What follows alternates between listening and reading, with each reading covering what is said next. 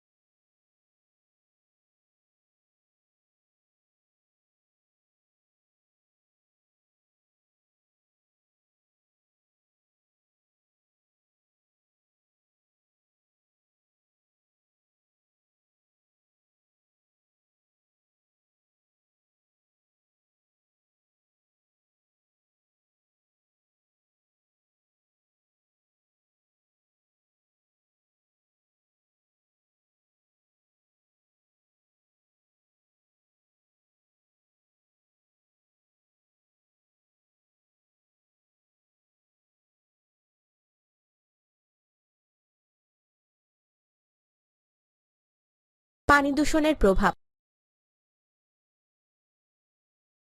পানি দূষণের প্রভাব। পানি দূষণের ফলে জলজ প্রাণী মারা যাচ্ছে এবং জলজ খাদ্য শৃঙ্খলের ব্যাঘাত ঘটছে।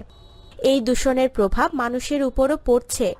দূষিত পানি পান করে মানুষ ডায়রিয়া বা কলেরার মতো পানিবাহিত রোগে আক্রান্ত হচ্ছে।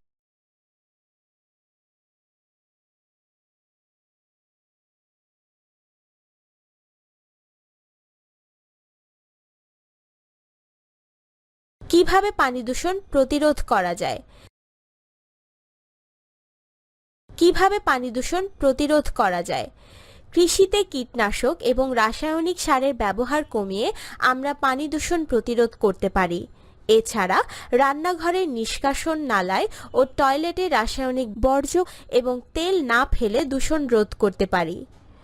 পুকুর, নদী, হ্রদ কিংবা সাগরে ময়লা আবর্জনা না ফেলে পানি দূষণ কমাতে পারি।